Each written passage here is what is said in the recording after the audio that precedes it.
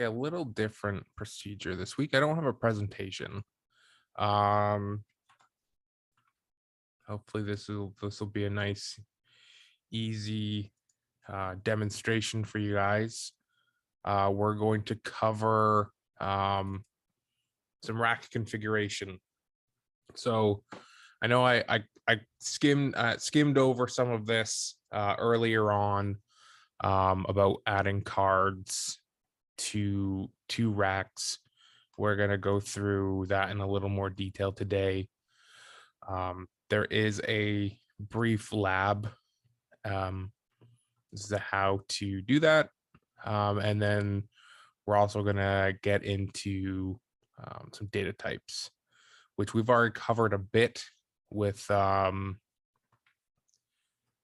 of the other lessons and in the other course. Everybody who's here is also in the other PLC fundamentals course with integers and double integers. So we will move through. And then I'm also going to show some of the parallel stuff with the slicks, so you know what to expect if you ever have to get online with them. Because I know Saul, you were saying you use them, and I know Scott, who's traveling this week, uses slicks as well as micrologics, so they're similar.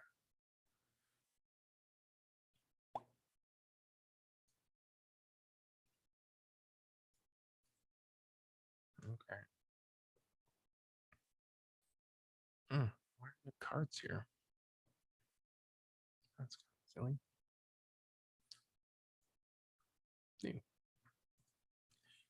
So, let's do it this way. I'm just going to start a new program. So let's say you have a brand new program and you need to start from scratch.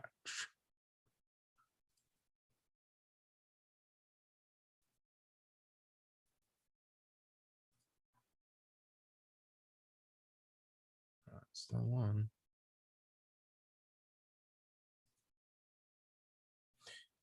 Okay, that is frustrating. That crashed.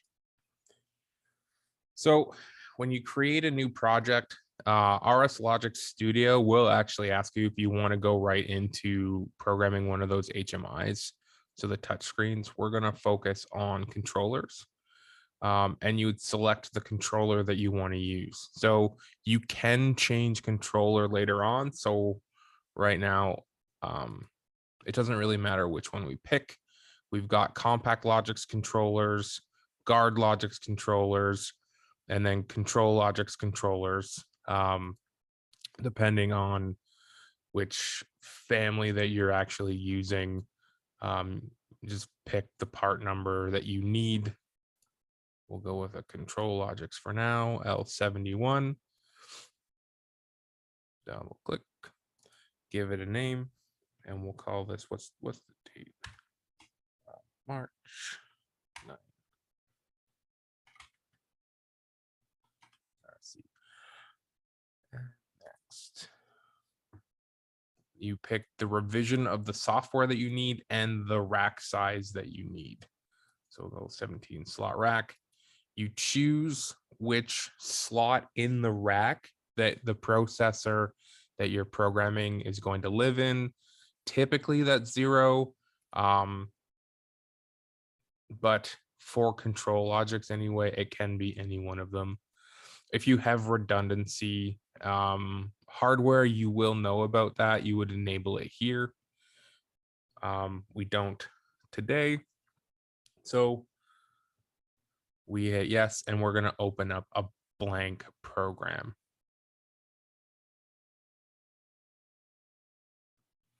Eventually.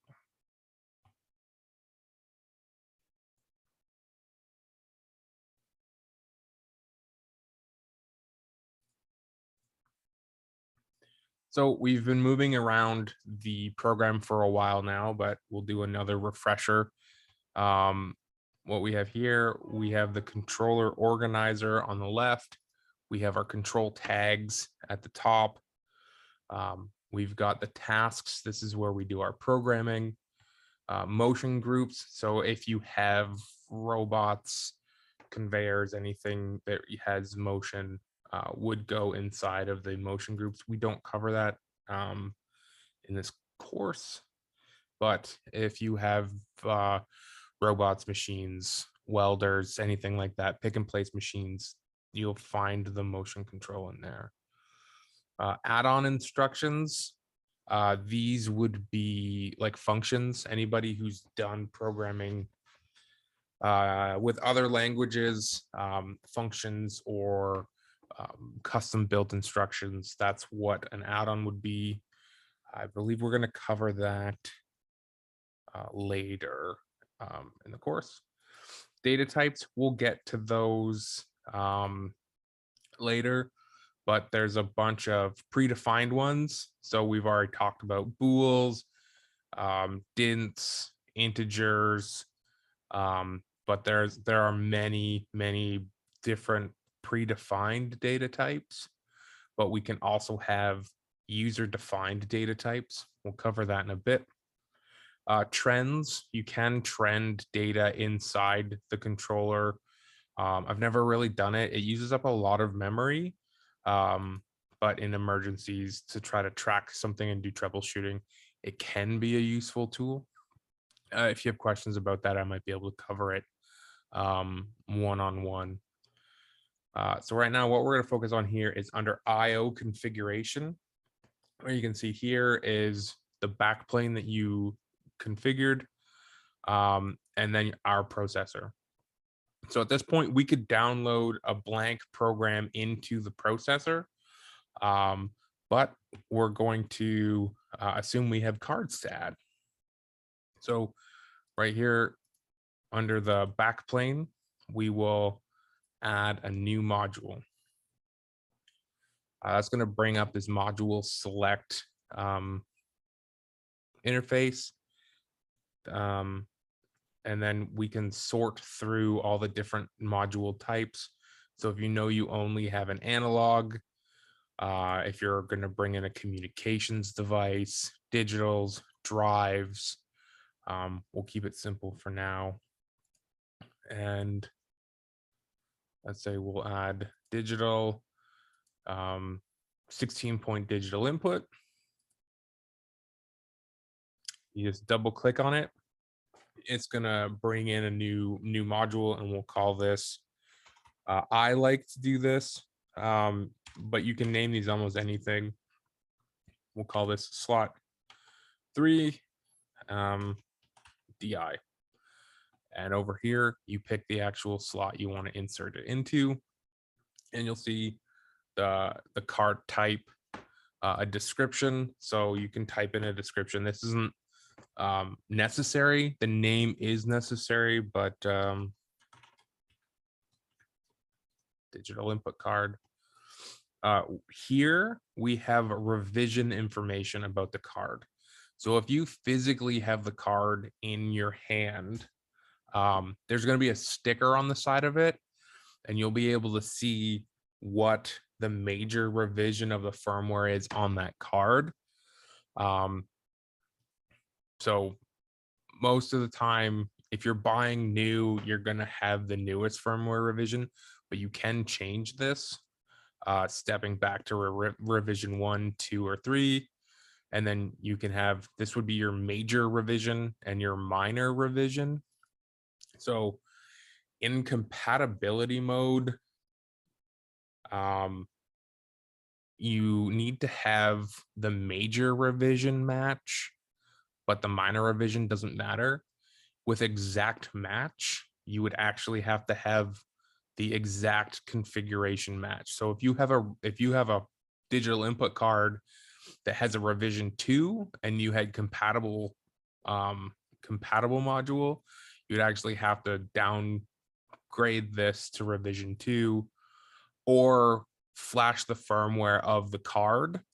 But you can just either bring that down to 2, or you could leave it at 3 and go disable keying. The different firmwares for the cards may or may not add features. New firmwares might have bug fixes. Um, you might want to, if you have questions about it, or there are some, you can always look up revision notes for the cards to see what the revision covered.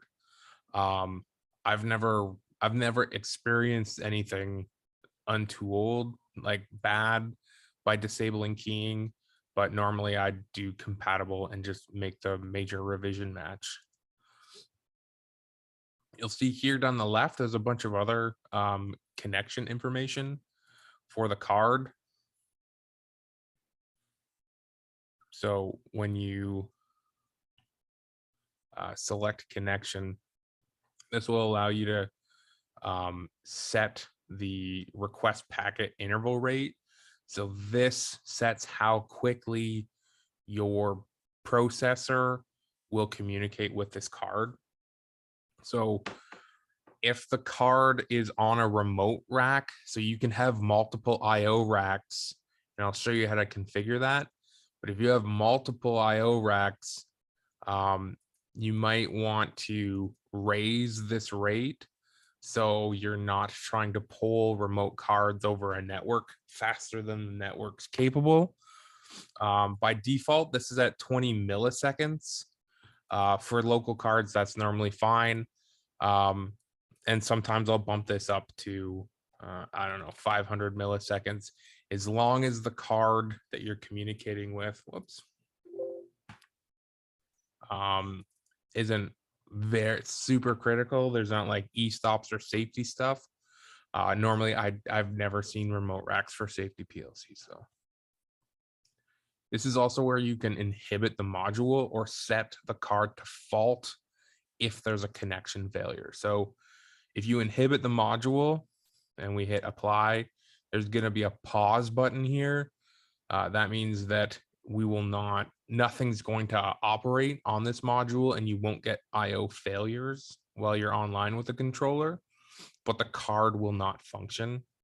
It won't even scan. Fault on a major fault the controller on if a connection fails. This would be if the card actually breaks, something goes wrong with it, and the processor can't see it. It'll actually major fault the processor. There may be benefits to that if there's something very important being controlled or monitored by that card, gas systems or something. You might want to fault the controller and halt everything, or you could set up. We covered some fault handlers previously. You could set up fault handling to cover that. The next tab is module information. So when you're online, you'll see more of this information. If the card exists, it'll pull and bring that information back to you. I showed you some of this information when going online with my local PLC, and I might be able to do that as well later. I just wanted to connect into the school to make sure it was working. For this particular card, so some of these tabs are card dependent. You'll have some sort of configuration. So for this one, we can set input time filters. So you can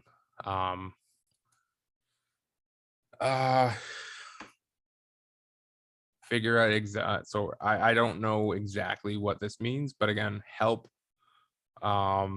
help file for this specific card, filtering is used to eliminate high frequency oscillations.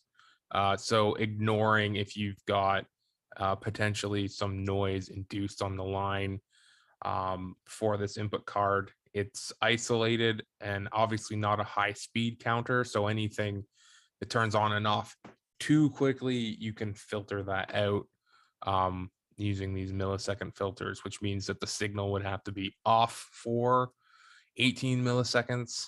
Off, was it from on to off?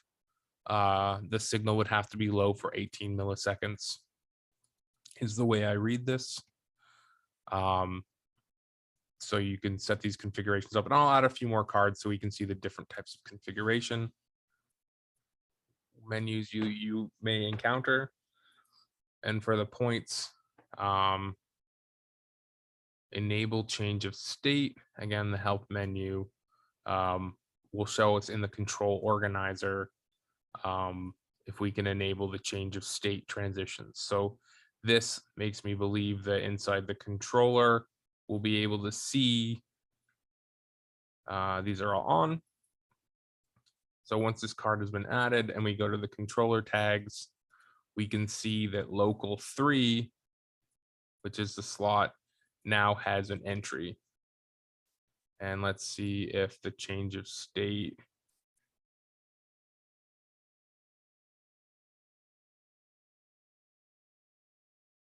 information is here. So it looks like here's the filter configuration files for the different inputs.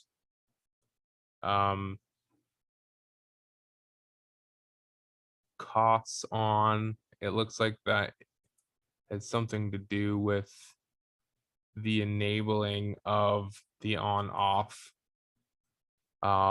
So when you see the local 3C, the C means that this is going to be part of the configuration or the control of the card. When you see the local 3I, this is going to be input information. So local 3I fault, we can have fault information on the different inputs. And here we can have the data. So because this is a 16-point card, the first 15 bits will be the live values. And the next ones, you'd have to look specifically to know what the parameters for this card are. I'm not seeing any information, so these may never change state. Any questions about that? I'm going to throw a few more cards in. It's a pro tip. Once you create a card, you can copy and paste it. So let's do one that takes a little more configuration. We'll go with an IF8. So you can double click on them from this menu, or you can click create. And here's an IF8. So we'll call this slot 8. AI will go 8. And we'll go and okay.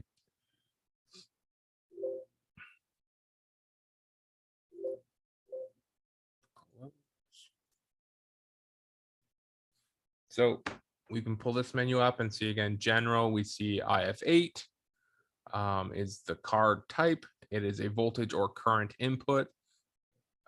Allen Bradley is the manufacturer. The parent is local. That means it is a local to the main processor.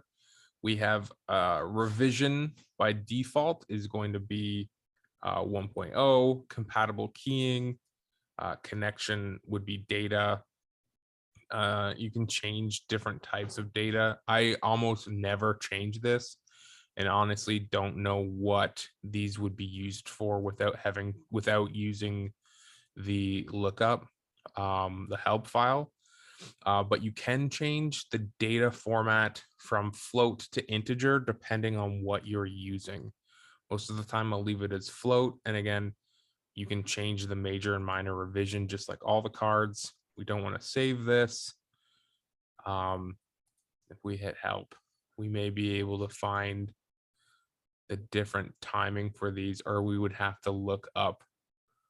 Yeah, I'd have to look up the data input information for the manual for this specific card to know what the different differential date settings are for. Connection, again, the same thing. Your RPI request, you can inhibit the module. This is common for all Allen Bradley manufactured cards. You can get some third-party cards that may not have all the same feature set, and you can get this one default as well. Module information would show up, vendor type, product code, serial number, etc. Channels, what does RTS stand for again?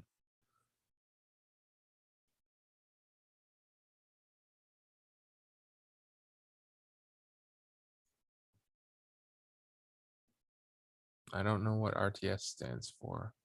Specific real-time sampling is non-isolated. So the real-time sampling is a global setting for all channels. Types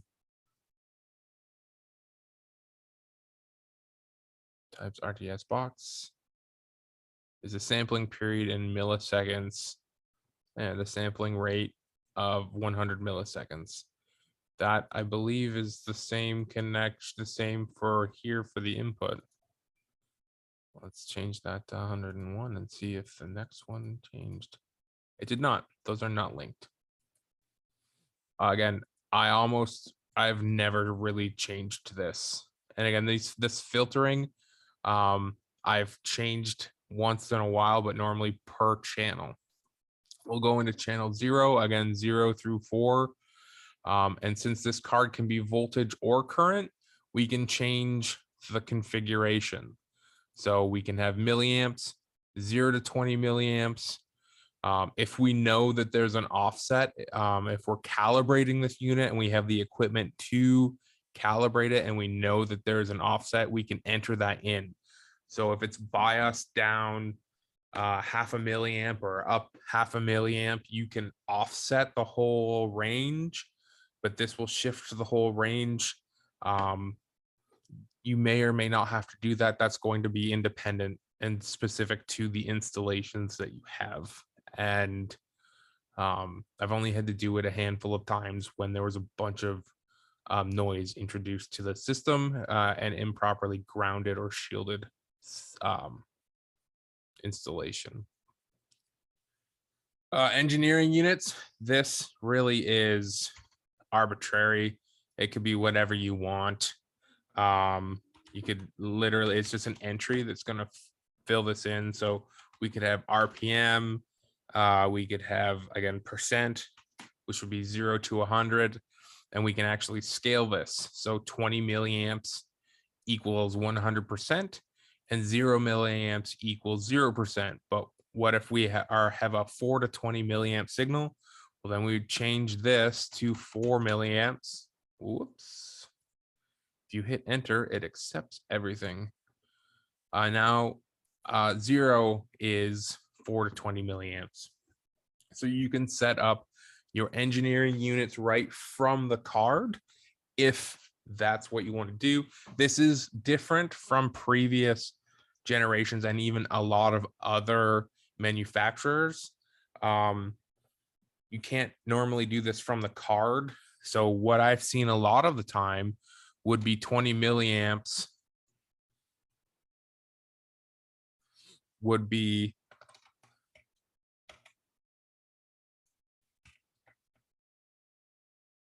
brought in as 20,000 raw input units, and 4 would be 4,000 raw input units.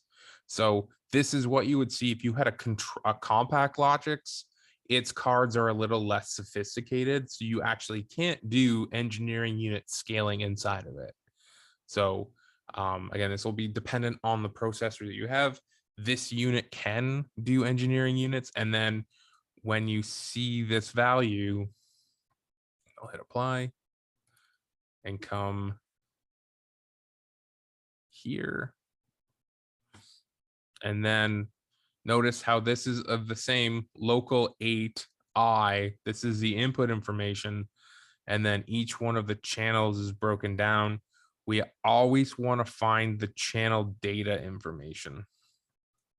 So here, if we were live, channel 0 at 0 milliamps or 4 milliamps would start reading 4,000 if the process was running.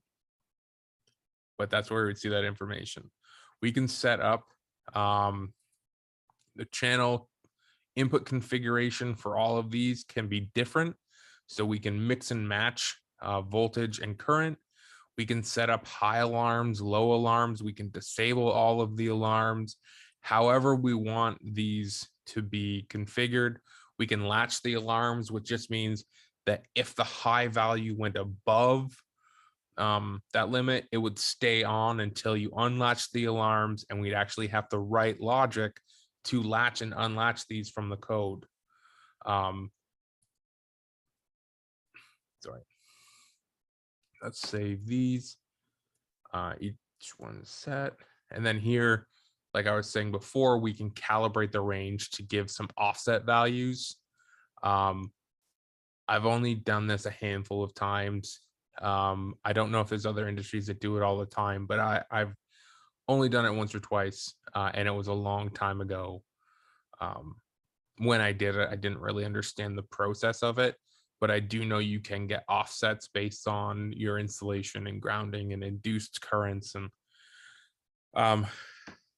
you will probably never have to change this. So one of the things that is good to know is, let's say you have a bunch of cards that are the same, you can copy and paste. So I just did Control C, Control V didn't work, but I can paste that card now. It comes in as a 1, but now we can go in and change it. And let's say this is going to be in slot 9. And here you'll notice that slot 8's already used, so you can't even select it. So is slot 3. So we can throw this one in slot 9, hit OK.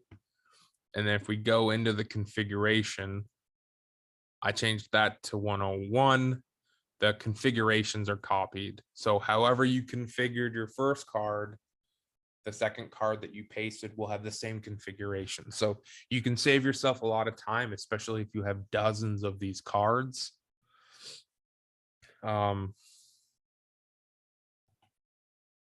Any questions? I'm gonna do a few more cards as well, but I'm Hey, gonna Ryan, yeah. for the inputs, like let's say we have 16 inputs coming to the card. But you also said we can use like 17 and up. Okay, so when you add this and you go to the controller tags, so for input card 3 under data, 0 through 15, these are going to be your raw, these are going to be your values from the physical inputs of the card. Now, this was brought in, this is a dint here. So the data type for that card is data listen only, is not configurable. So we can't change how this data is formatted. So it comes in as a dint, which means that there's 32 points. So I have seen some cards where points 16 through 32 may be used for something in the card. But in this instance, for this card, this IA16I, I can't find any configuration as to what, like, you can see over here, my extended properties, I'm not seeing any additional information for these cards. Sorry, I don't think I pointed this out. So this is a controller organizer, and then off to the right-hand side, there's just continuing like properties. So whatever I'm clicking on here will actually pull up additional information based on alias or data type. And I'm not seeing any additional settings for this card. So for this card, it's likely that it means these 16 through 32 or 31 mean nothing. But if you had a different card where there were some function for the additional inputs, you would have to look the manual up for that card to see what they're being, how to use them. Does that make sense? Yeah, makes sense. Thank you.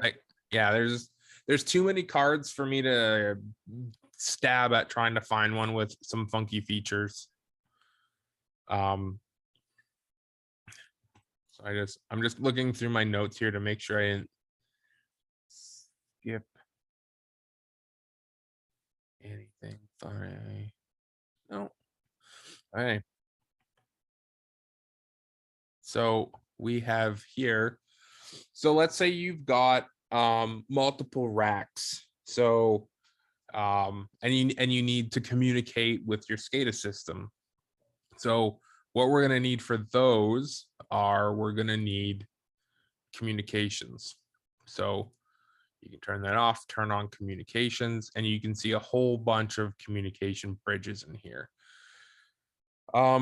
Control net and DH plus, these are older protocols for connecting remote IO. You might find it, but a lot more are using Ethernet, ENBTs, EN2T cards, remote IO, aren't being used. So most of the time, again, it'll be dependent on the cards that you have, what you're going to use. The EN3TRs, these start to get into redundant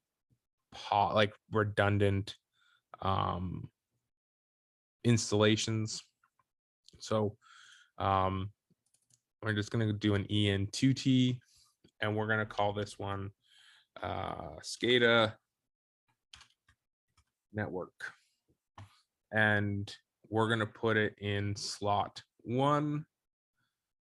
Again, so even though it's a COM card, it's got a lot of the same stuff. There's more information here, but if you've got different firmware versions, different timings that you require for it, you would set that here. You can set an IP address here. This has nothing to do with the IP address of the card itself. It may match, it may not. And you can even leave this blank if you wanted to. Under connection, you could inhibit the module. That stops it from working. So don't inhibit the module. If it's how you're connected to the controller, you will lose comms with it. You can fault the controller if you lose it. This is possibly useful for remote racks if you have important information. RS Networks is a specific utility developed by Alan Bradley. If you're not using it, you won't ever need it. Like it's not in scope of this class to go over it. If you're ever going to use it, you'll have to learn how to use it at that time, but you can configure up network paths, and you would then browse to it and load that file in here. Module information, again, this would be of the controller that you have. If you were online, we'd have the information. Internet information, protocol information. So here, if you were online with the controller, with the card, this would populate the actual IP address of the unit. Port configuration here, you can set up some port diagnostics, enable or disable multiple ports if you have them.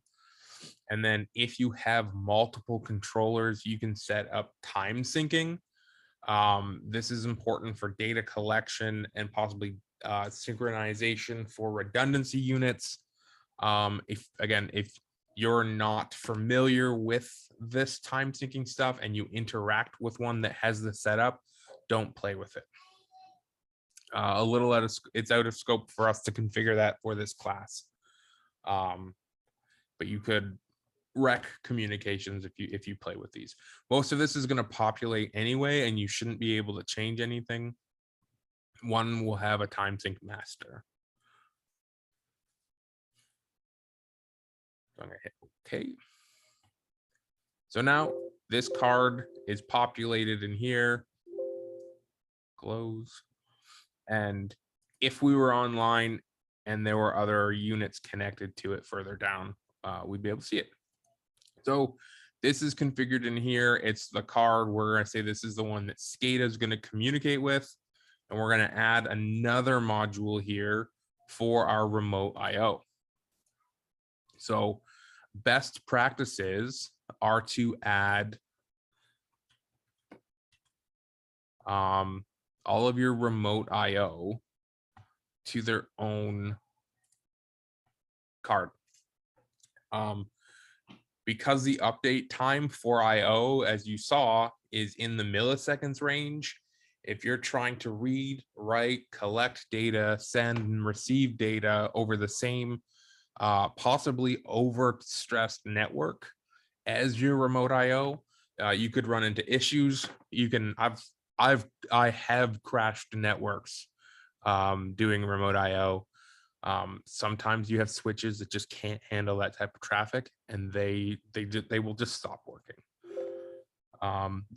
Or more to the case, they will slowly get worse and worse and worse until they eventually die. So now we're going to set up a remote rack. So we've set up the Ethernet card on our local rack. So now in the remote rack, we're going to add a new module. So here we're going to add an Ethernet card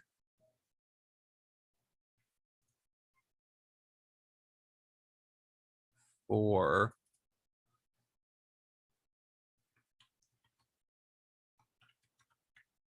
remote rack 1. And it's going to be in slot 0 of the remote rack. Oh, and for this one, we do need to enter an IP address.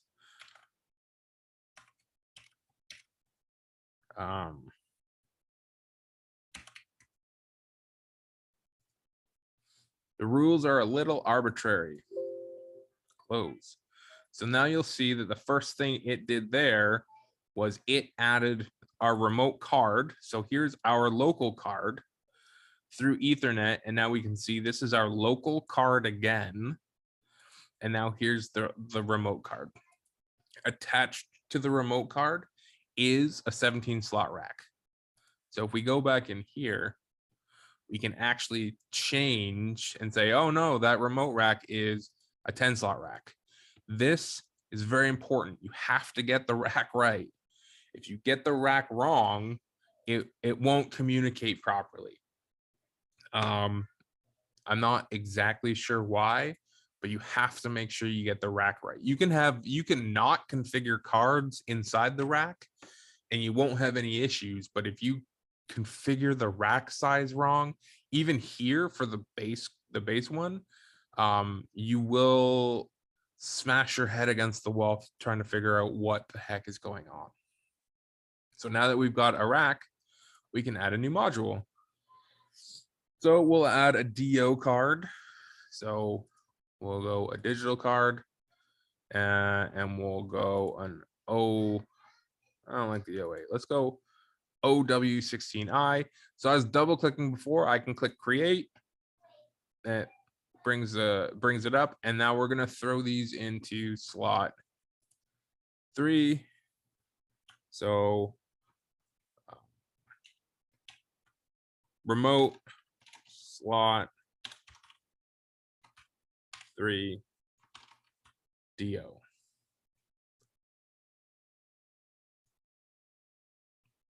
Same connection speed. Because this is a remote connection, you might want to think of slowing this down. It doesn't look like we can. So there's no option to slow this one down.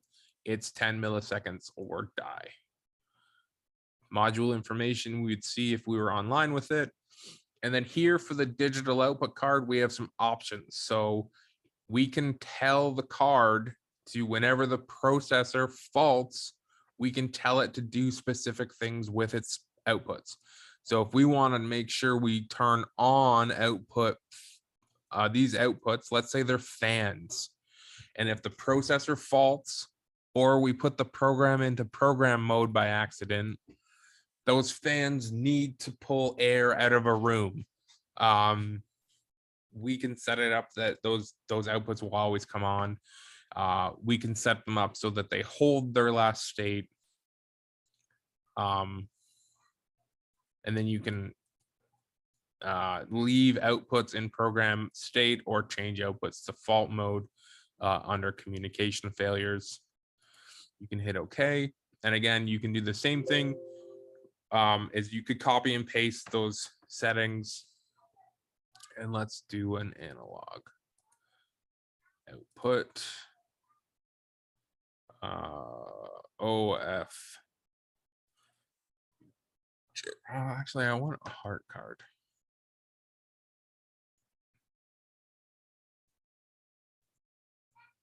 OF8I, sure. OF8I H. R slot 8.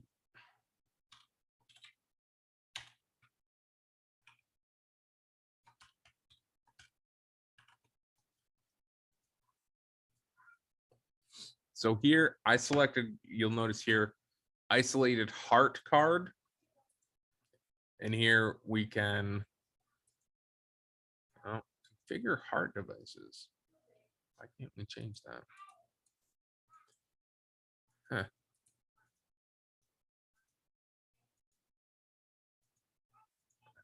Huh. Maybe it's on a different tab. We'll hit OK, and we'll close this. Might have to do that with an AI card.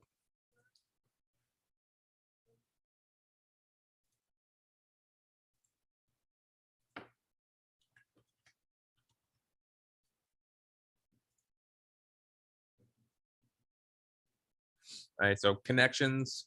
So we have inhibit module, we have fault if the controller faults while in run mode, or we lose connection in run mode. Use unicast over Ethernet IP. This is another internet protocol thing. Unicast is a type of broadcasting message. Because we're using, if you're in this instance, you're using the properly defined one Ethernet card for your remote rack, this is fine. But if you are connecting this to a network that's kind of has other machines on it, you wouldn't want to unicast. Unicast is very noisy and would use up a lot of network traffic. So you don't need to understand exactly what unicast is. Just know that it can cause problems and it can actually bring IT to you, and they might yell at you.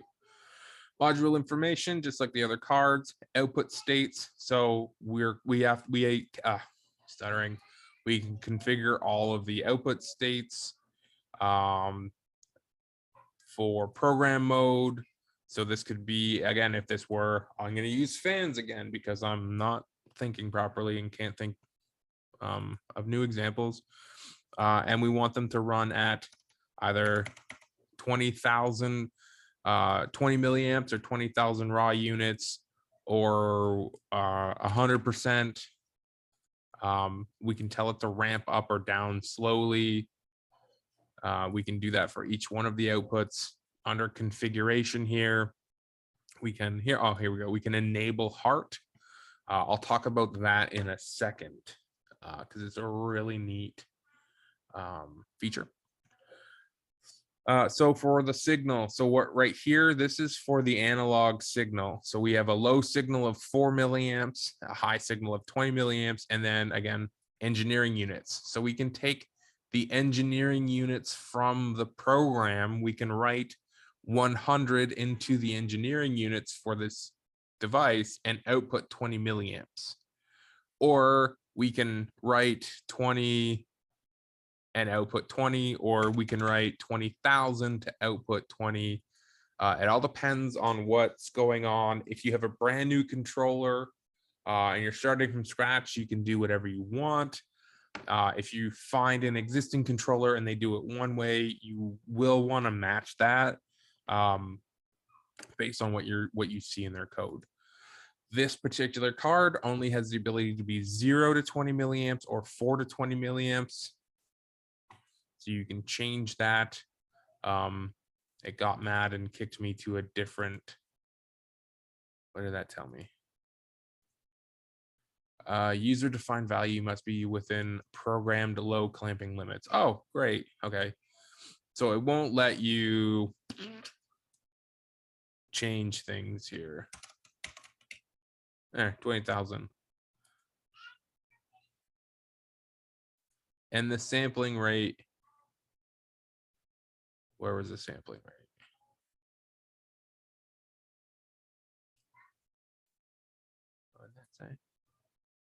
Ramp rate setting must be greater than 0. There. Ramp rate is just how fast it will move from one setting to the next. Each one of the outputs, again, is configurable differently. Sensor offset. So I've done this more than I have inputs, where I've set the output to exactly 4 milliamps through the controller tags. So we'll take a brand new card. So you'll see here, I wasn't going back and forth. So we've got the local cards that I'd been adding in locally, and now we have remote racks. So we can see remote rack 1. Under remote rack 1, we have the basic slot information. So we can get data. So if there's card fault information that we can get from the backplane, it'll show up here, but then we can see the cards. So we know here remote rack 1, slot 3 is a DO. Again, we can see the C, which is the control or the configure file for this. And we can see program to fault enable. We can see what to do in fault mode. So these are the configurations of what to do fault mode value. So these are the ones we want to turn on in fault mode or program mode. So this is just kind of the configuration binary representation of the configuration we've done through those drop-down menus. The input information. So this is where you'd find fault information or data that may be available from that specific card. But since this is an output, what we're really looking for are going to be the output data here. So for the digitals, again, it's 1 or 0. So we can see the remote data here through the output data file. And then for the analog output, again, we have control. Here are all of the configuration data accessible through the program if we ever needed to. You can also write to the stuff. That's important to know as well if you ever needed to. So if you were using the fault information, let's say you were using the high, low, and low alarms for your analog devices right from the cards. Not saying that's a great way to do it, but I have seen it done. You can actually get this information, fault information and the configuration information right into the high limits. So here's high limits. You can change the limits of the cards. You can change all of that in the program if you wanted to, or you could set it in the program. That way, if somebody were to put a new card in for whatever reason, you could write information into it. That's more important, and it's kind of a carryover from Slicks, but it's good to know. And especially the high alarm information, you can do all your high and low alarming in the card without having to do any logic for that. Yeah. Let's go back here again, setting the limits of the cards. I've set these from the controller tags to 4 milliamps even, and had an electrician put their meter on the signal out in the field to compare and make sure it was 4 milliamps. If it was low, you can shift up, you can configure or calibrate to shift your whole range up or down a little for each one of the channels to try to dial in your signal for that control device if you're having issues. Excuse me. This is where you can do that. So HART. Has anybody heard of HART? Addy, do you have any HART devices in your manufacturing facility? Are you basically referring to like heartbeat? which constantly to confirm that the controllers are communicating? No, that's a so no. This is so HART is it's a highway addressable remote transducer protocol, which is a fancy way of saying it's a modem that exists inside of these cards that will allow you to pull information right out of a device. So, for example, you can have a 4 to 20 milliamp flow meter, and you can read back the instantaneous value of that flow meter over 4 to 20 milliamps and do your normal scaling. But then you can turn on your HART unit and you can pull back anything that, so if the unit supports HART, you can configure inside that instrument a totalizer, forward flow, reverse flow, and fault if you wanted. And then you could pull that information right out of the controller. So now you could pull the totalizer that's gone through that for a lifetime and not have to do totalization math with your instantaneous signal. Or you could pull an instantaneous signal without having to even scale your unit using the 4 to 20. So you can pull a lot of information from these HART devices without even needing to use the 4 to 20. And then you can have analog cards that would write to a valve and pull a bunch of information back if HART existed inside of that. So it's becoming more and more what's the word? More and more industries and manufacturers are supporting it and are including it to the point where there's actually cards that you can read this information from. Really neat stuff.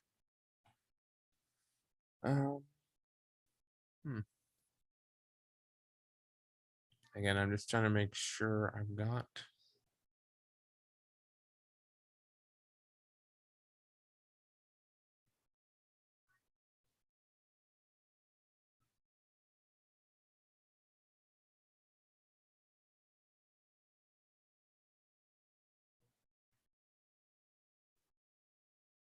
Okay. So that's everything I've got in my notes here. For showing you that. So again, these will always show up in your controller tags. You're never going to find a card that you add into your tree here. You're never going to find that showing up inside like a parameters inside a program. It's not going to happen.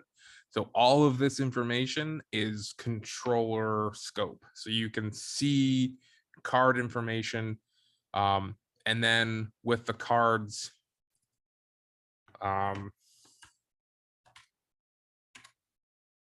GSV. So do you remember what GSV stands for? Anybody? Get system value. Hell yeah.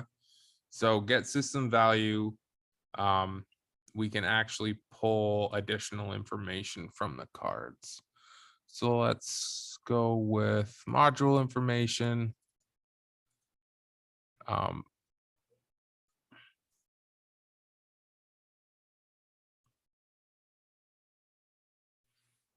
Grab the remote.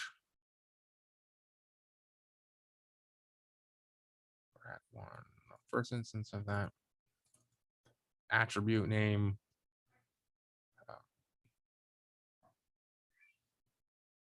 There, fault code, and then destination. So wherever this needs to go. I don't know the destination for that particular module, but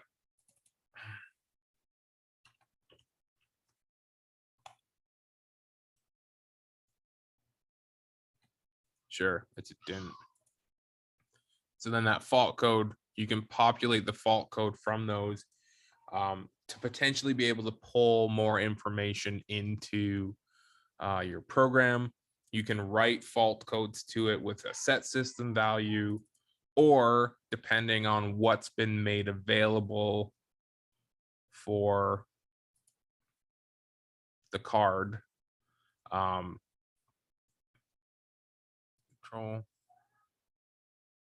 I'm just trying to see if there's a fault acknowledge for any of these.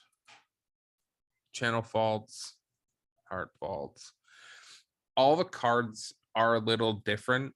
And then the cards, when you move into the control logics, there tends to be more features in them. They are the higher end product. Doesn't look like there's fault clear. So if you're able to clear a fault, you would have to do that with a set system value inside the routine. This fault information would show up if we went to go online here with an off this status. We're offline. If we were online, there would be, and there were a fault, there'd be a fault code here you'd be able to read, or even here under module fault condition. Probably here because there's an actual box for it. That fault code should match what the get system value and get system value should say.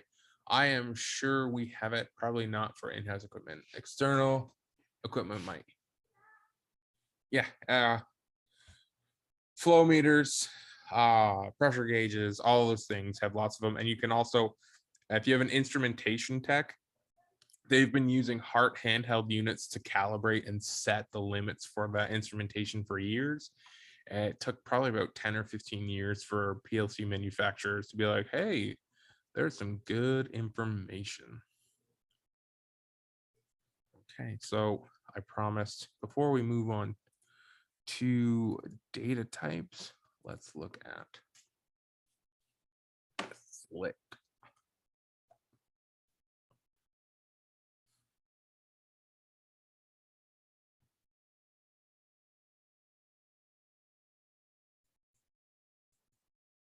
Sure. So SLIC 505, 504, 503 MicroLogics. This is the same interface that you're going to see. And where you're going to look for your IO configuration is, well, one you're going to see here under controller properties, you're going to see your processor. Make sure that that matches, and you can rename your processor to SRC 0309. That should, that may change up here if I hit save. But what we're going to see here is IO configuration. And we can select our rack. So we can have a 13 slot rack. And then we can also have remote racks. So you would add them using those drop down menus, always making sure you click away from these, because if you were to add, let's say you had a card here and then you accidentally selected a 4 slot rack, you just wiped that configuration away. It's gone. If we go back to 13, holy crap, it saved it. I've had that not do that. That maybe just because I didn't hit update or something or close this window, but I have lost information and been a very sad person. Let's not install. Let's not install. There's only really one way to use remote racks with a SLIC. They have to use a very special interconnection ribbon cable. You can use network connections, and that's going to use specialty interface modules. That's where we're going to run into what are they called?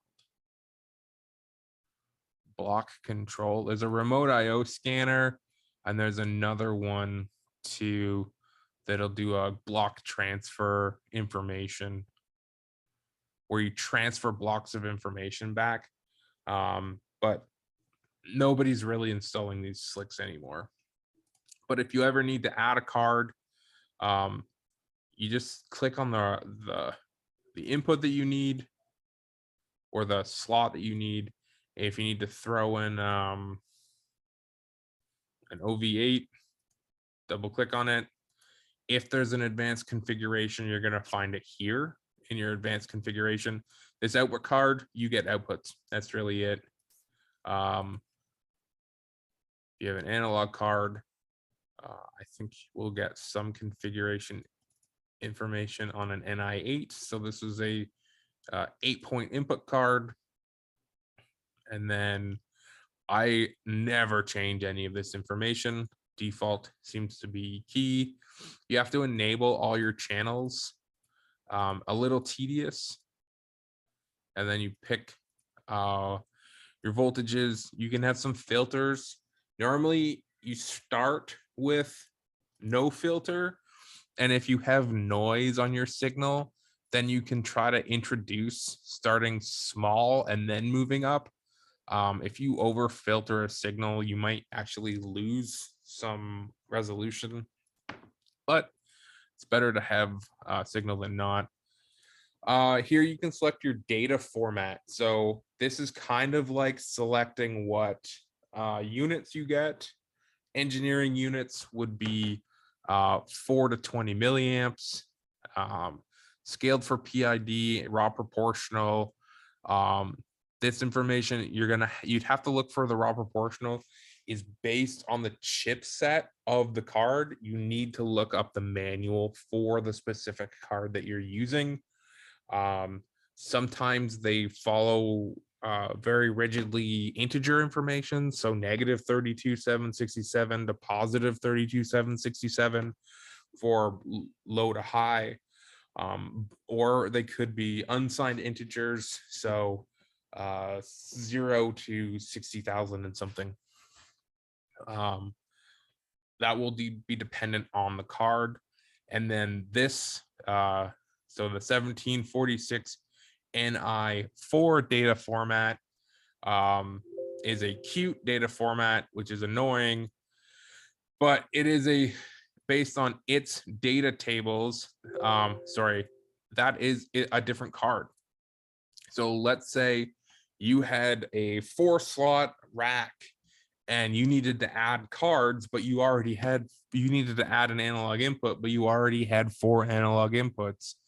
And now you've got to go in and add an NI8 card.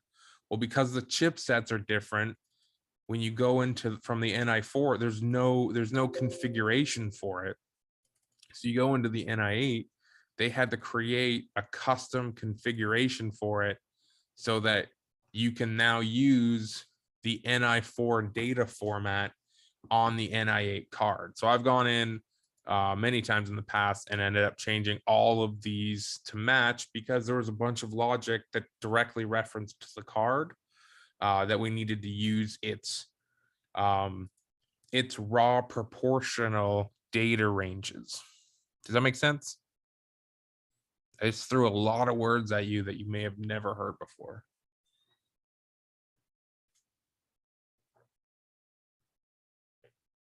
Perfect.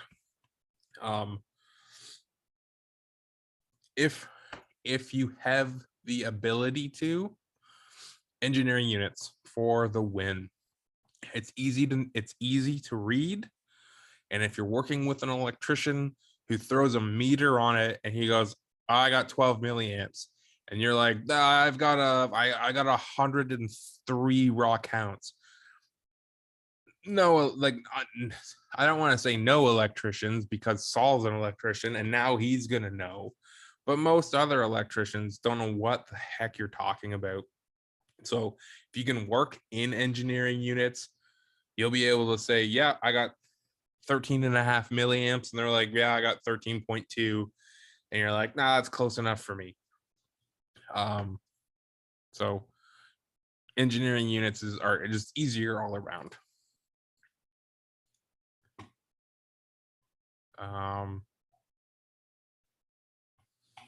For the data tables here, so I did add an output card, right? Yeah, I did. So output cards, you'll see here we added a 5. So now we have an output card file. So these are going to be the actual states of our 8-point card for the output. And then because we have these cards, we have output files for each one of those channels. So for 6, we've got, is it 8? 1, 2, 3, 4, 5, 8. Why are there?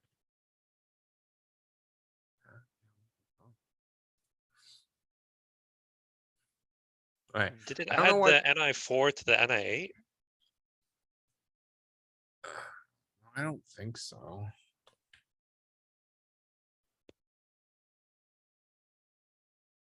Oh, that's weird. So, okay. So what I do know is some of these are set points. So what you'll see is when you configure these cards, you can get the configuration files out of them, and it's best practices with slicks because they have some volatile memory to load that information in the program. So if you lose the program or you have to upload the program, there's a possibility that you might not have the configuration information in the PLC. It could stay in the card, and then you have a weird power cycle. You could lose the configuration of the card, which means they're not going to read properly. If you can get the configuration information and then write it into the card, and I think I have an example of that on one of my VMs. Let me launch. We'll launch that and I'll take a look at it. That's not how. Obviously there's more output words than there are channels. Threw me for a loop.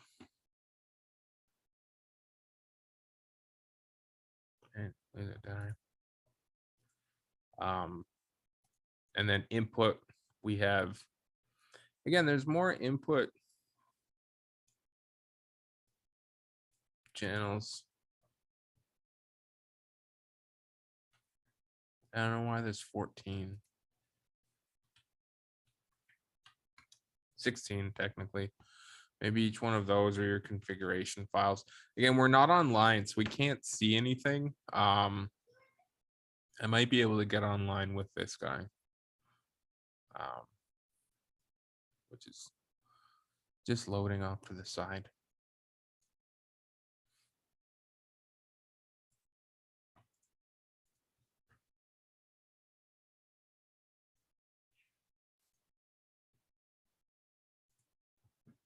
Yeah, so here, initialization writes to 6, output 6 here. So it looks like it actually added that in by itself. So it's moving on the first pass, which is when the processor posts and its first scan, it's going to move N90 to 060 for a length of 12. So 12 words onto 06. So it built that in automatically, which is neat. So 06 through 11, this is obviously configuration information that it's populated by itself. So these first 4 words are the configuration files from what I was moving around in here. So it did it automatically. Neat. It used to not do that. It must be, yeah, this is the latest version.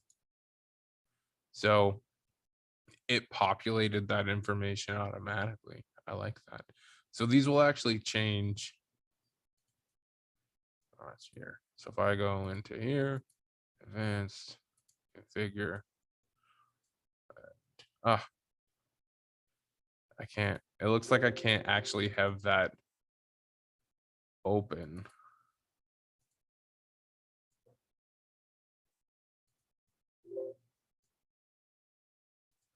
Yeah, I can't have those. I can't have it open at the same time. That's kind of funny.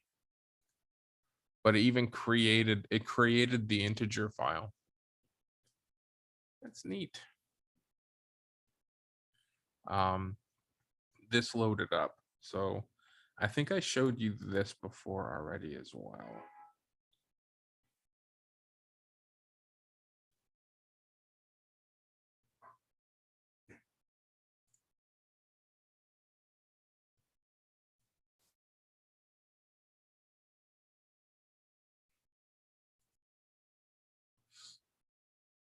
So here's a control logics backplane that I have in my house. And there's the Ethernet card.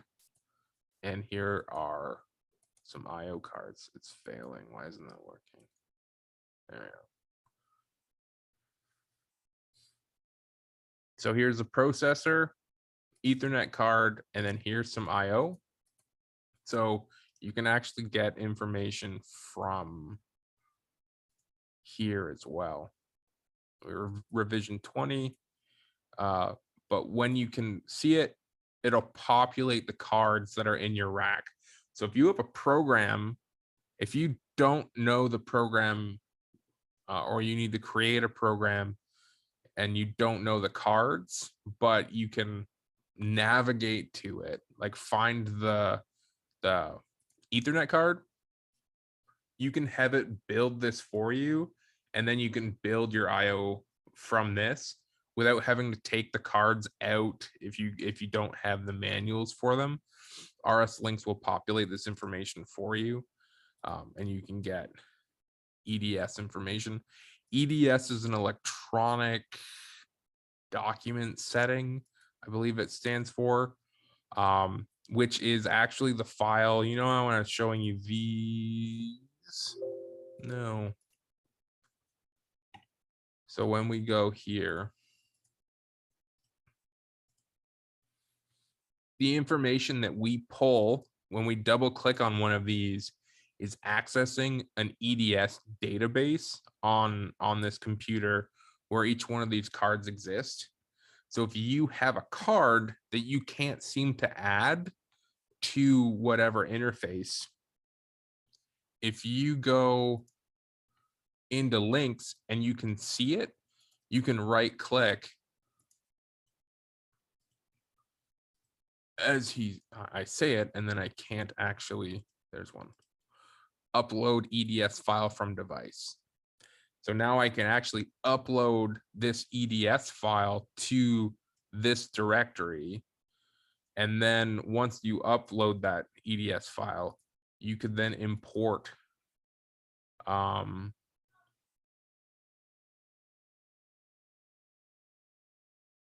it. Oh no. It's a EDS hardware installation tool. And then you can import your new file into your database. And then that way you could then add that card to your processor. That makes sense?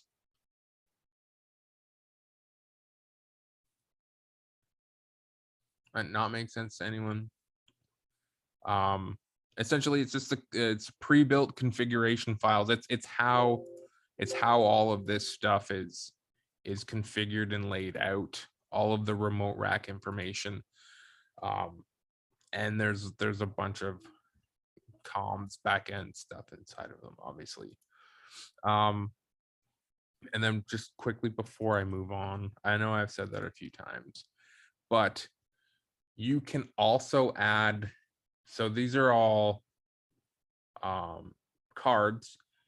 You can actually add other PLCs. So you can have multiple PLCs in racks. So there's program, you can add new PLCs. You can add your safety partners, safety controllers, specialty flow meters, specialty motion controllers. You can add those right into your IO tree, and then drives. So here you could add VFD drives right into your interface here, and then you could control them over Ethernet instead of having to hardwire everything. So instead of wiring back run status, fault, remote, forward, backward commands, you could do all of that information over Ethernet, and then the drive would only need to have your line and load, the higher voltage stuff, your 600 or whatever the pump is, and you just plug an Ethernet into it, and then you just add your drive right into your IO tree, and then that would actually show up in your controller tags. So that's, and you can do that with a number of devices, as long as that device has an EDS file. So even if it's not an Allen Bradley device, you can look the manufacturer up and you can add it to this, your IO list, and it would show up. You'd end up having to, let's say you'd add a drive into the SCADA network here, and we'll go with E&H mass flow meter. No, we'll go with something else.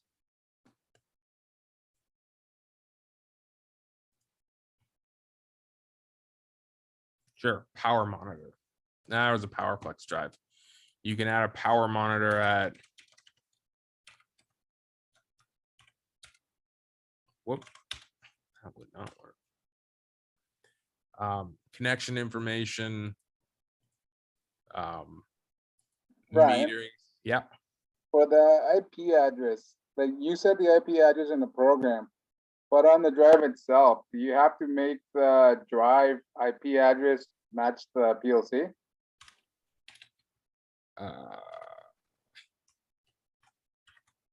That's a loaded question, Saul.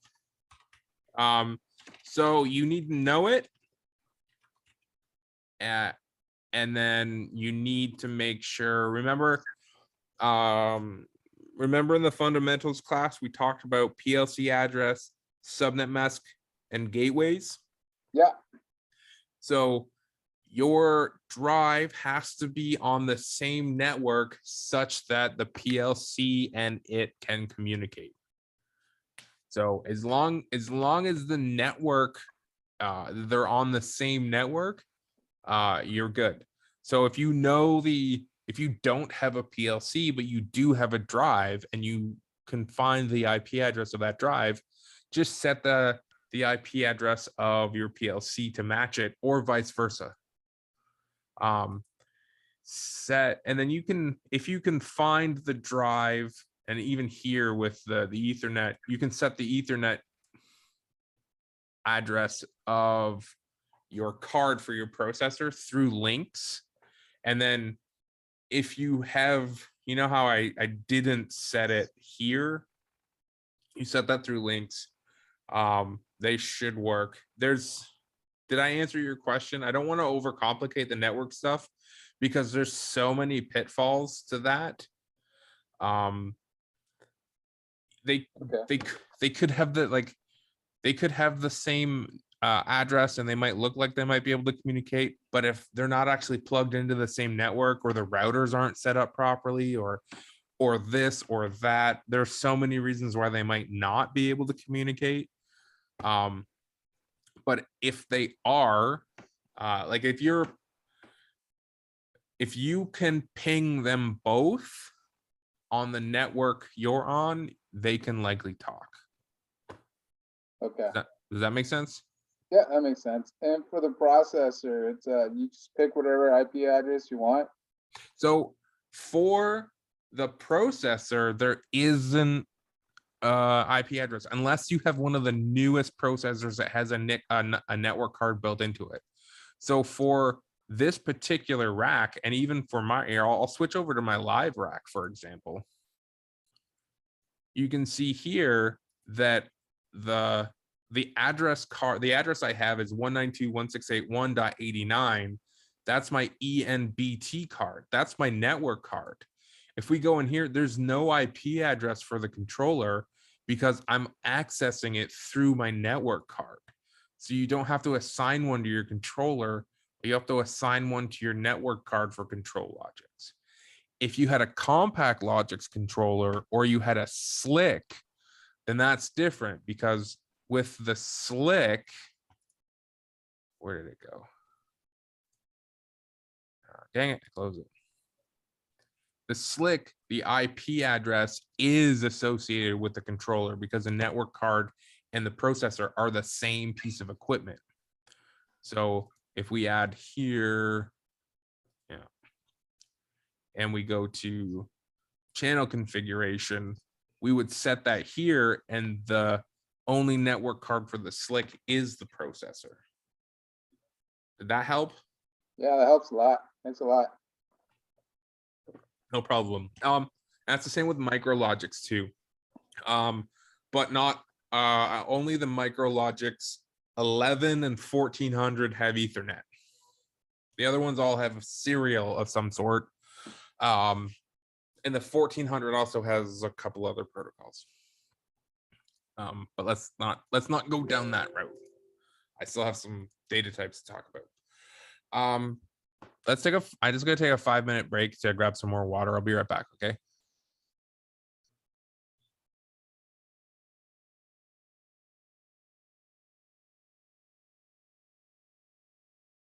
Let's see.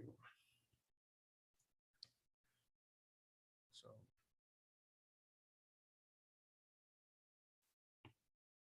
next up, we have the exciting world of data types. Are you excited? Of course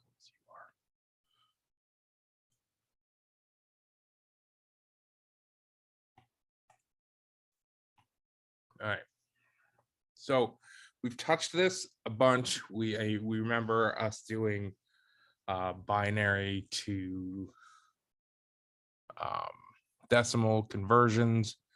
We covered integers, double integers, and words. We're going to rehash that some. And then I'm going to, oh, what was that?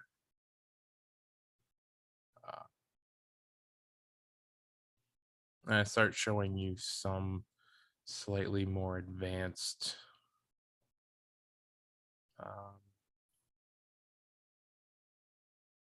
data types. So so there are a ton of predefined data types, like a ton of them. And you can find a lot of information on all of the different ones that are available through the help menu. And I don't mean to say like just go and look at the help menu.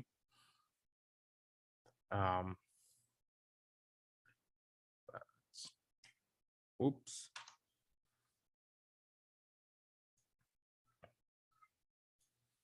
But this will, if you ever need to find more information about any specific type of data type,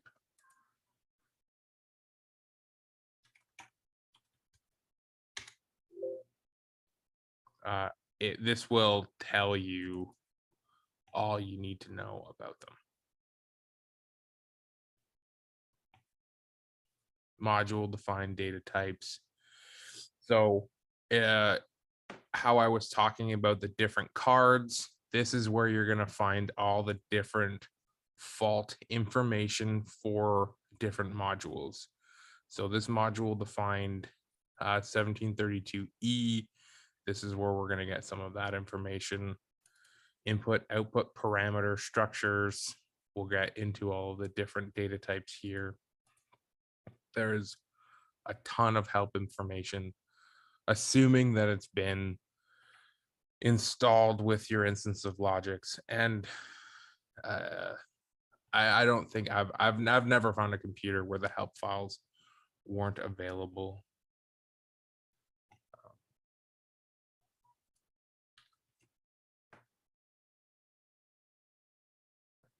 Type editor, data type.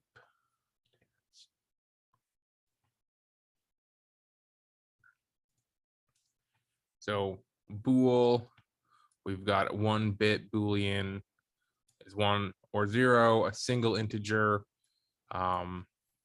would be, does anybody know how many bits a single integer is?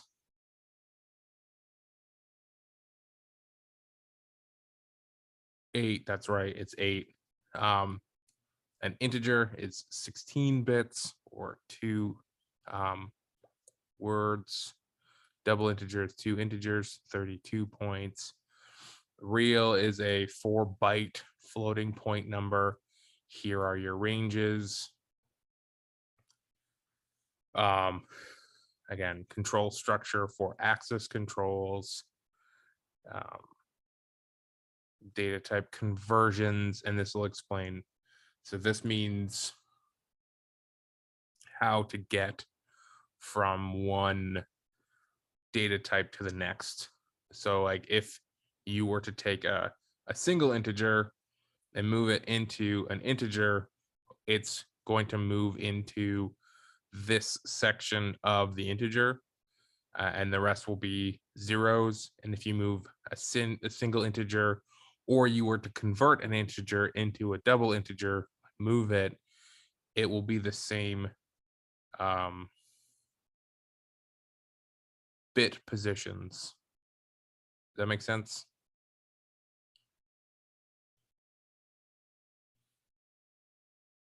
Does that not make sense?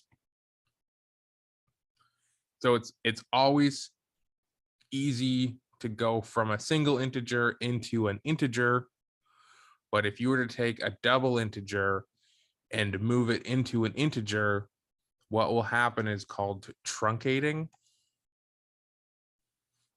which means that you will lose some of your data.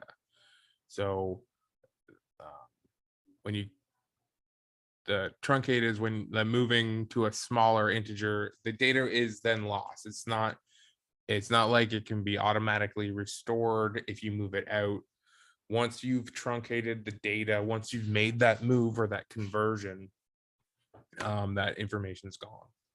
So it's important to realize and pay attention to what you're moving into what. You could move and then it's also important to realize that if you have a real value like this, 1.6, well, that's a real number with a decimal place, but integers are whole numbers.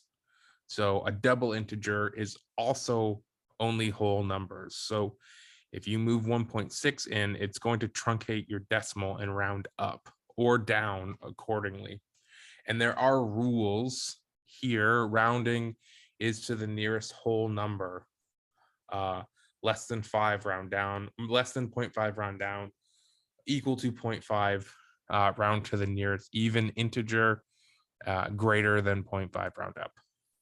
So what's the processor is going to do for specific instances, you will typically be able to find that information in here in the different data types. So if you're dealing with communications data types, it'll explain what to do.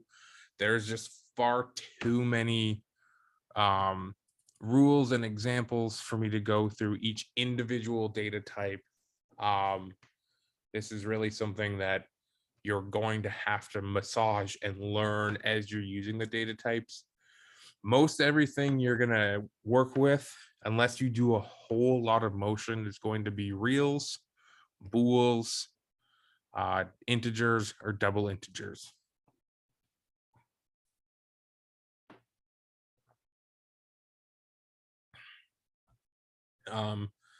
Of course, if you ever need to convert things and you don't trust what your computer's doing, your processor's doing, or you want to check your processor, you can always use converter here. To write in decimal and it will convert here. To view some of this information we're going to add some controller tags. So with your controller tags, we can still see all the cards that we added. If we click edit tags, then we can add more tags.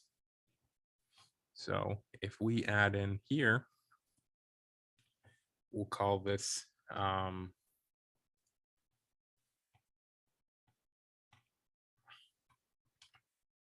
oops.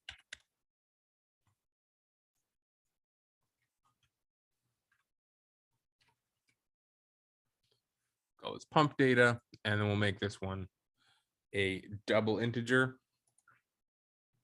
You can make it anything you want, but we can call this one a double integer, and you'll see that it automatically turns itself into 32 different points, all the way down to 32. Now, each one of these can be addressed individually if we were to access them inside logic. So if we were over here in the controller tags, and this is pump data, heck, if we wanted to recall this, we could call this pump data 1 and pump number 1 data points. So now pump number 1 data points, you can see that it populates all the way down all of the individual bits, but we know that the first one is going to be running status. And we know that the second one is going to be faulted. The third one's going to be local remote.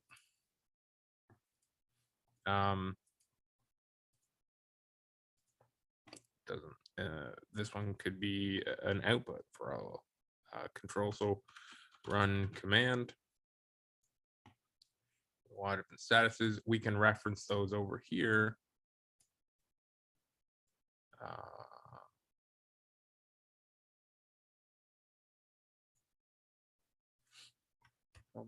Data.0.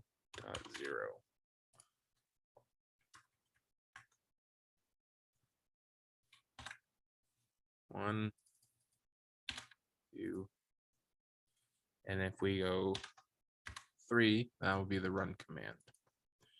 So the run command would likely have logic elsewhere in the code to then go to remote. So what did I call the remote rack? Remote rack output. So you can see here as I'm looking through this menu, I can't move my mouse over it because as soon as I move, but I'm looking at the pop-up where it says name, remote rack, and data type, trying to figure out which one of these is the output card. Or I can look over here as well. And my digital output is 3. So it selected that, and then I want to go to output 0. So now we can map the run to the output. And you can see how you can map to those. And let's say you could have your digital local 3 input data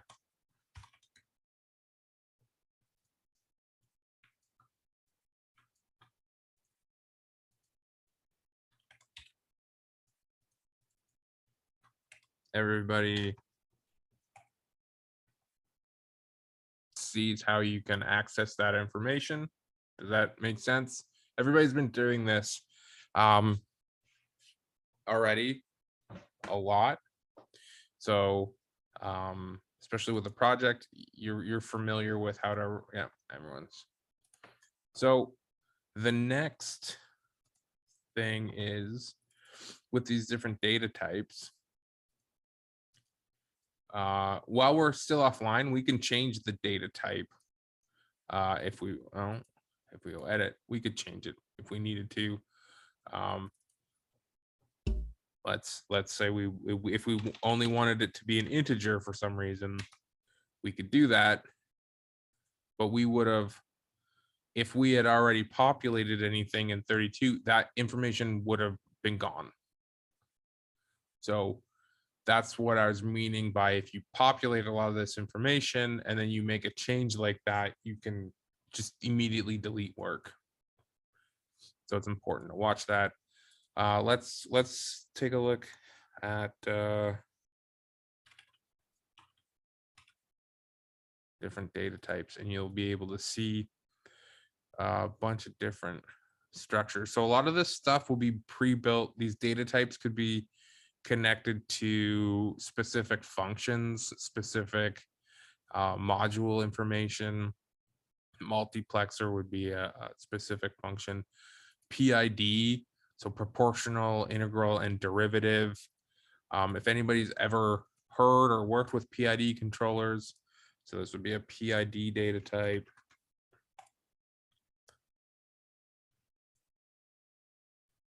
And accept.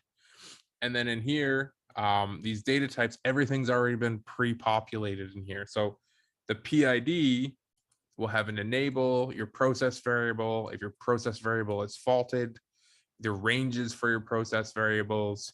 A PID is something. If you had a valve, let's say a diaphragm valve with modulating control, and you needed to maintain a flow through a specific pipe, and you had a flow meter, you would set your process variable as the flow. That's what you need to control.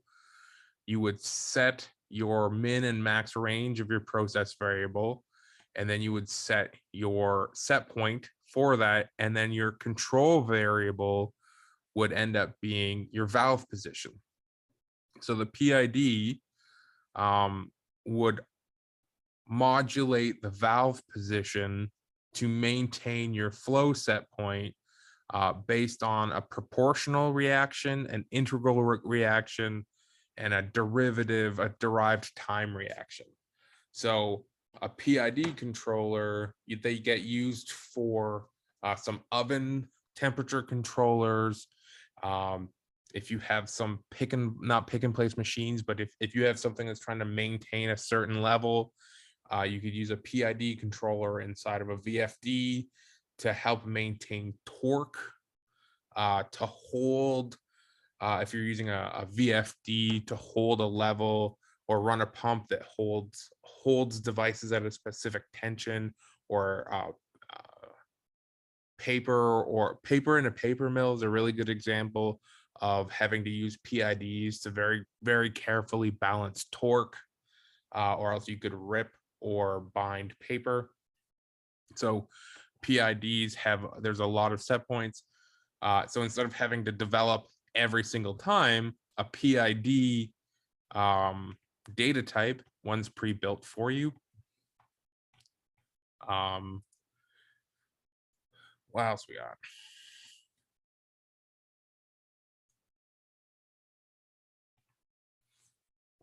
Timer. Yeah, here's a timer data type, which we've all seen already. We've been dealing with timers, but here's the data type.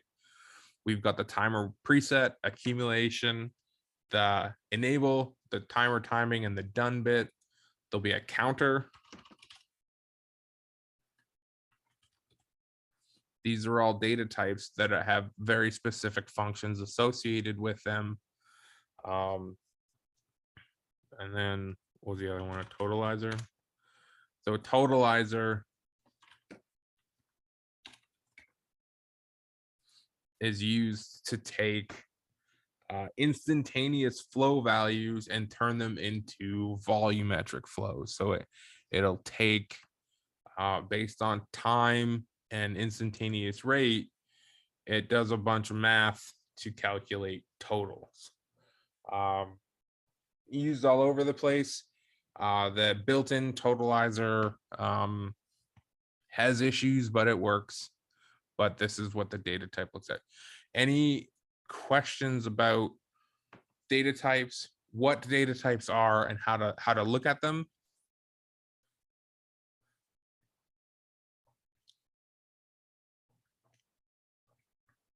One of the things, terminology that you would have for these would be, this would be your tag, the name of your device, and this will be a timer dot pre. So this section of your tag here is called the dot field. So if people would say, if you hear me say in the dot field, then that is what I'm talking about. It's in the dot, and you can have multiple ones. So these are all the predefined data types. Function block data types, integer data types, integrator. So you can double click on these as well, and you can see how they're laid out. So you might see where this is going. Let's say you had a specific device or a data application that you needed to repeat a bunch of times. You guys, you develop, if you always do the same thing, don't duplicate your efforts, make things easier. So we can create a user-defined data type. And let's call this data logger.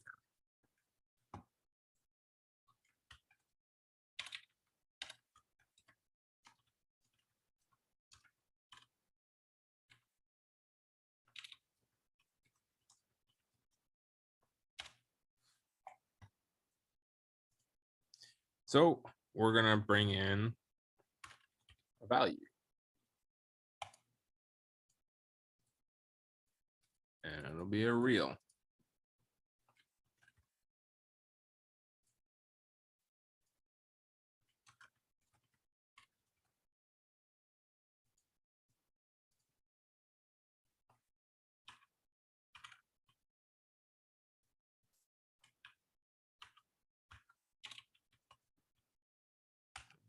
Date time. Don't tell me date time's not a value. Sorry, I have been doing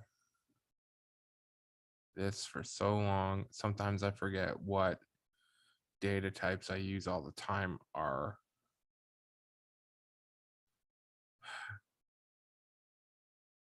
User defined or not. Really?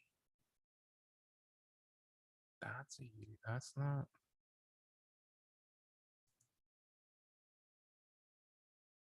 Neat.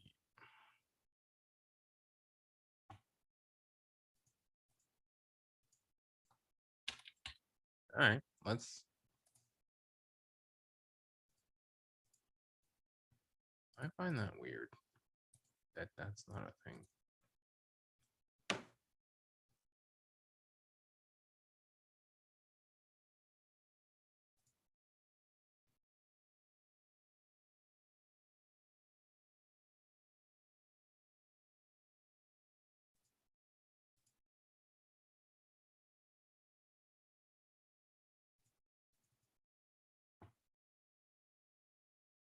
Neat.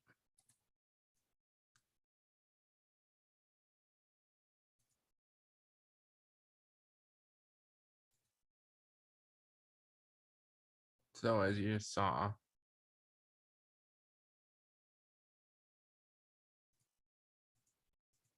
we're going to create a date time data. Actually, I'm going to see if I can export this.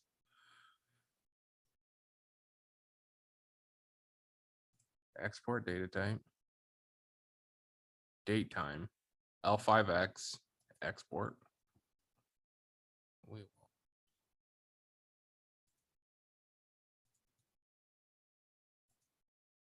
Neat.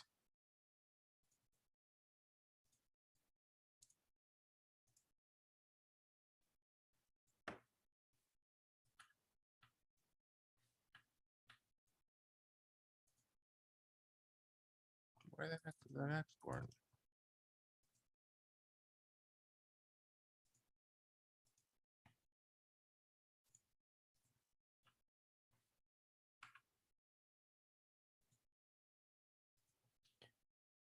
Can I get it from my VM to the college?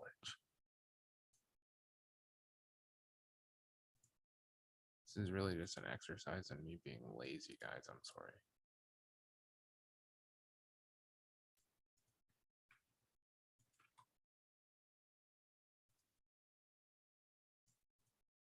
Date.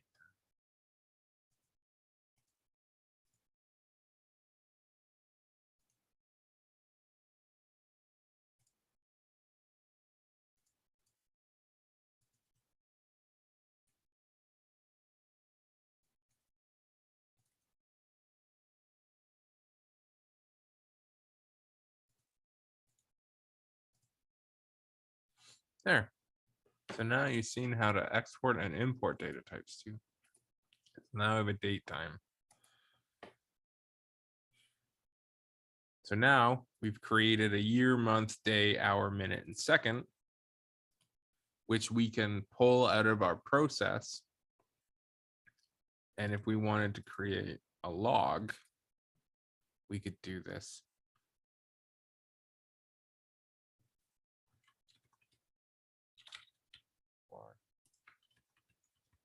Data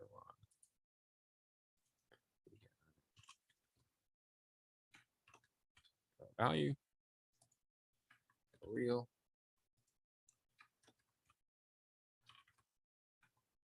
Time is a date time.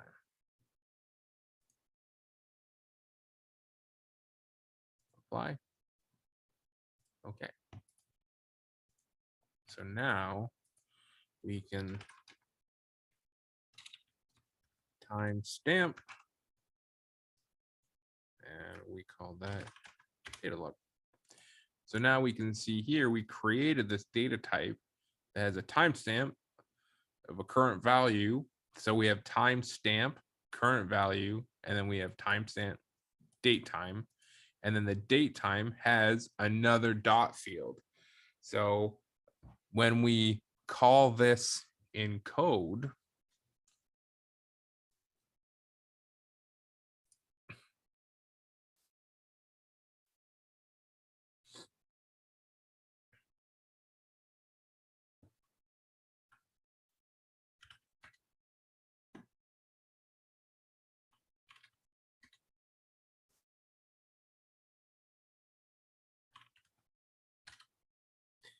timestamp dot current value.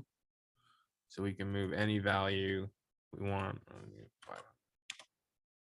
We could move that value into the timestamp current value. And if we were to do a get system value for the time, wall clock time, date time. See, it's here as a date time, and that's just really weird.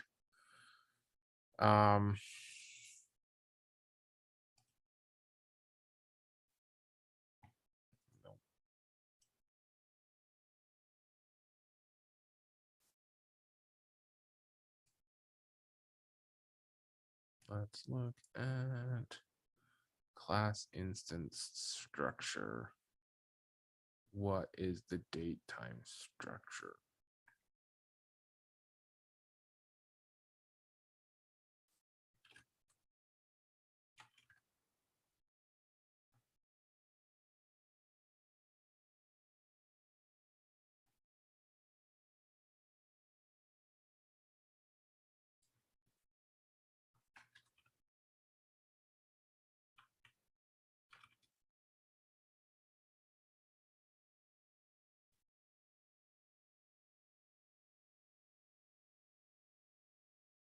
I'm sorry, this is probably not what you expected your professor to do while teaching you how to do things. You look through the help file, but as you've probably realized, there are so many things you need to kind of keep and balance in your head. It's hard to remember absolutely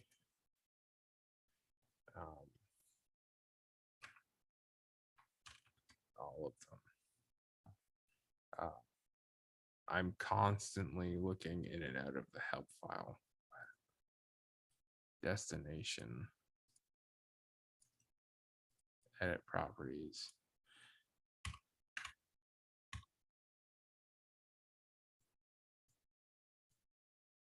What's wrong with you?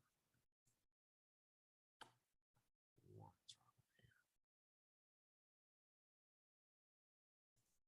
with you? Missing reference to array element. Yeah. Oh.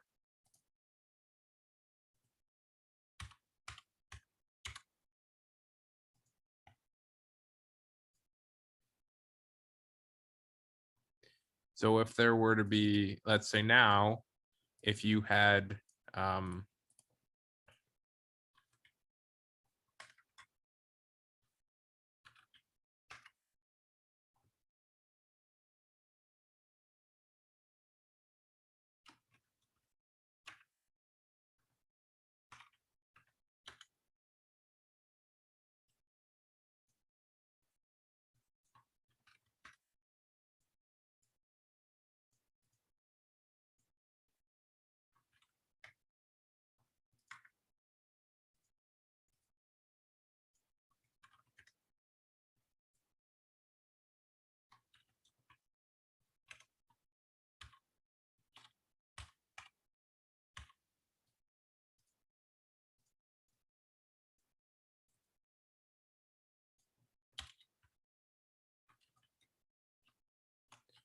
timestamp.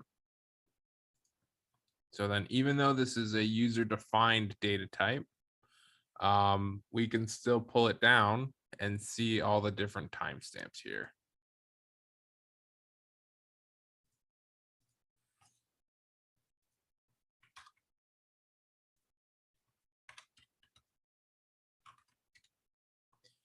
So I think you're picking up what I'm putting down here. Okay. So I'm not 100% certain of the format for this wall clock time off the top of my head. What it's going to do is get system value of wall clock time. It's going to output a specific number of double integers, and those integers are going to specify the value of the month. 0, I believe it'll be 0 through 12. The year, well, 2021, 22. Wow. Hour, minute, second. So you can have an instance where when an event happens, when a value goes over 500, we can track that value, or when a door opens, track a specific value. When a pump runs, grab a flow rate, and you can timestamp that data. Or you can get more fancy, and you could have, instead of what we were doing here for our pump data 1, we can get more in depth.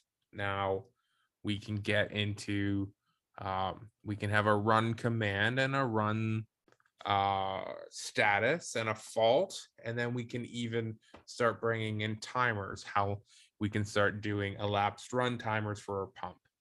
So I'm not going to show you how to build all of those live, but one of the things I can show you here, we'll pop out of this environment and we'll go back into this program, and we'll see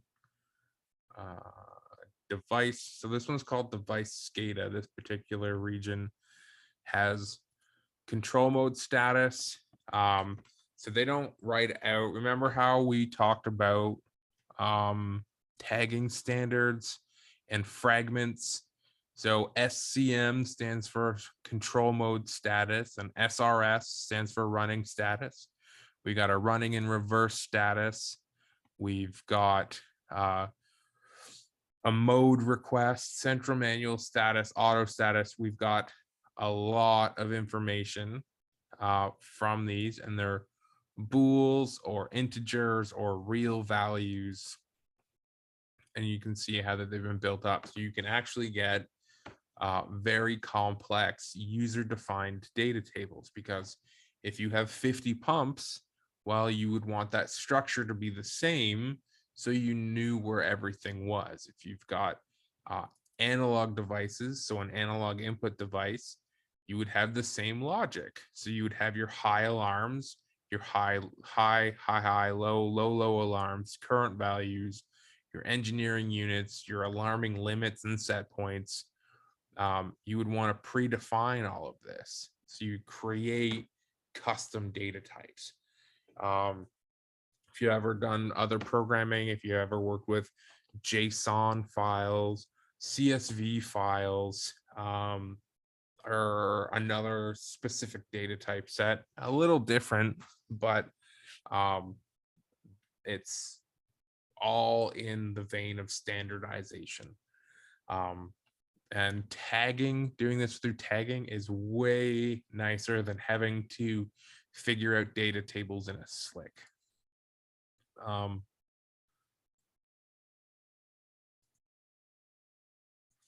Yeah. So, yeah.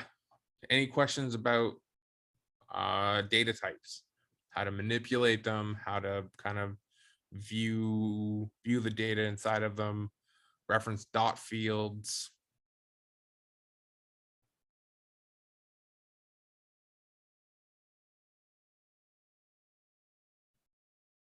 Anything? Okay, that wraps up my lecture. Yeah, thanks all. This week there is, I think is it a lab or is it just quiz? Rack configuration and data types. There's a quiz and a lab. The lab's pretty short. You guys can spend the next 45 minutes doing that. Do your quiz if you want. If you got questions, shoot them at me. One quick aside, it's not really covered in this course, but it might be of interest to you. With user-defined data types, you can actually start getting into add-on instructions.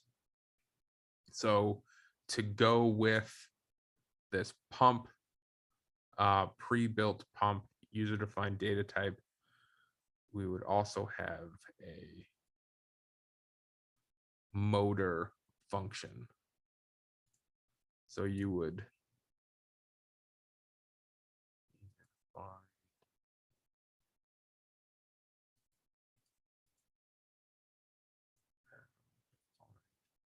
so the definition is in here.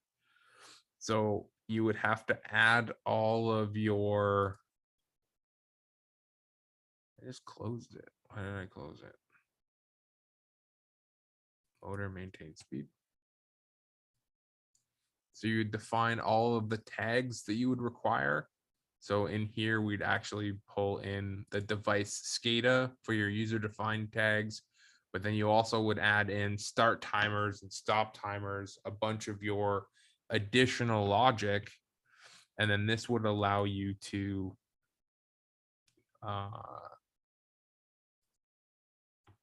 take a RAS pump, for example, here.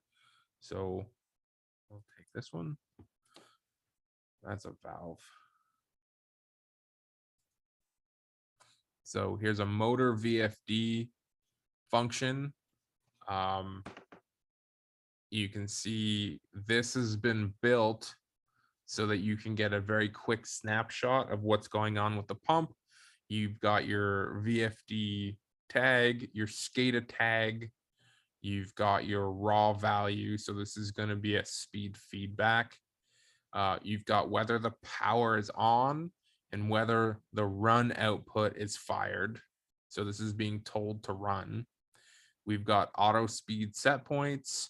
we've got a bunch of fail information here, and we can actually look in and take a look at all of the logic inside of this. And all of these will have dot field references for inside either the UDT, the user defined data table that I was showing you, or the function configuration. So when you build data tables, you can build on your data tables by making customized logic. So for example, with this piece of logic, you have 2, 4, 6, 8, 9 different pumps. This is the logic is only written once, but you can see here as we cycle through each one of these tags, we can access and see all the different tags, but all of this data, all this logic would be accessed.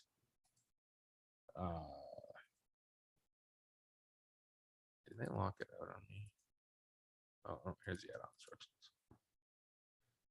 Here, motor VFD. So you can actually edit the motor VFD here, and you would make that change for every one of your pumps. For any, if I were to add a rung here, it would change that for every device that used that. So standardized logic is a double-edged sword in that if you had a funky piece of equipment that needed to do something unique, you can't use the standardized logic.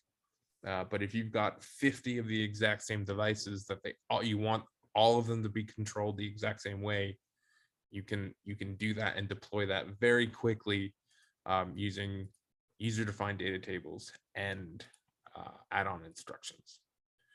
The add-on instructions, pardon the pun, was just kind of an add-on. We might cover it. I don't think we cover it in this course. But it's really nice to, I wanted to show it to you because everyone is using add-on instructions in the industry because it just saves so much time. That's all I've got for lectures. So I'm gonna stop the recording. And yeah, if you got questions, shoot them at me. If not, I'm gonna sit here for the next 40 minutes and do some more marking. Thank you.